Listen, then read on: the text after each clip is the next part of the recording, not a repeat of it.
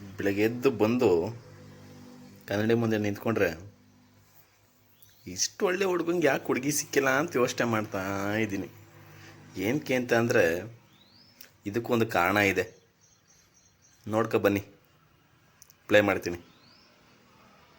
ಧರೆ ಹತ್ತಿ ಉರಿದು ಆ ಉಲ್ಕೆ ಬಡಿದು ಈ ಜಗವೇ ಸಿಡಿದು ಬಿಡಲಿ ನಾನಿಲ್ಲವೇ ಈ ಎದೆಯ ಬಗೆದು ನನ್ನ ಹೃದಯ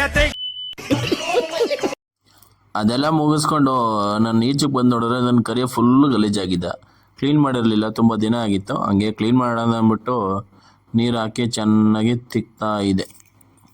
ಬರೀ ಇಂಥದೆಯಾ? ನಾನು ಗಾಡಿ ತೊಳಿಬೇಕಾದ್ರೆ ಹಂಗೆ ಇನ್ನೊಂದು ಗಾಡಿ ಫೋರ್ಸ್ ಕೊಡಕ್ಕೆ ಬಂದ. ಯಾವುದು ಅಂದರೆ ತಗಡು ಗಾಡಿ. ಅವಾಗ ಪ್ಲಾಸ್ಟಿಕ್ ಗಾಡಿಗಳು ತಗೊಂಡು ಏನು ಮಾಡ್ತಿಲ್ಲ ನೀನೆಲ್ಲ? ನನ್ನ ತೂಕಕ್ಕೆ ಹಾಕಿದ್ರೆ ಅಷ್ಟು ತೂಕ ಬರಲ್ವಲ್ಲ ನಿನ್ನ ಬೈಕು. ಹಾಂ,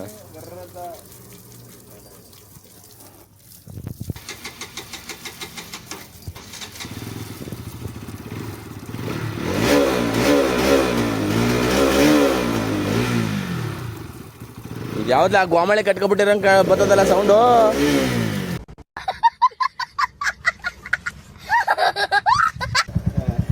ಏನು ಗೊತ್ತಾ, ನಾನು ಹೊಡಿತಿದ್ದೆ ಚೈನ್ ಸ್ಪ್ರೇ. ಇದು 250 ರೂಪಾಯಿ ಬರುತ್ತೆ ಒಂದು ಬಾಟ್ಲಿಗೆ.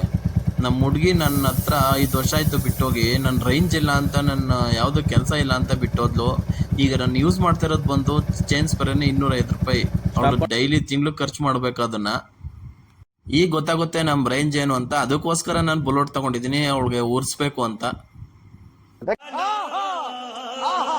ಅದೆಲ್ಲ ಮುಗಿಸ್ಕೊಂಡು ಮನೆಗೆ ಬಂದರೆ ತಿಂಡಿ ರೆಡಿ ಆಗಿತ್ತು, ಪುಳಿಯೋಗರೆ. ತಿನ್ಬೇಕಾದ್ರೆ ನಮ್ಮ ಮಮ್ಮಿಗೆ ಏನೋ ನೆಂಚ್ಕೊಳಕ್ಕೆ ಕೊಡಿ ಅಂದರೆ ಚಿಪ್ಸ್ ಕೊಟ್ಟರು. ತಿನ್ಕೊಂಡು ಹಂಗೇನೆ ಮನೆ ಕೆಲಸ ಹೇಳಿದ್ರು, ಕದ್ದು ಓಡ್ ಬಂದ್ಬಿಟ್ಟೆ.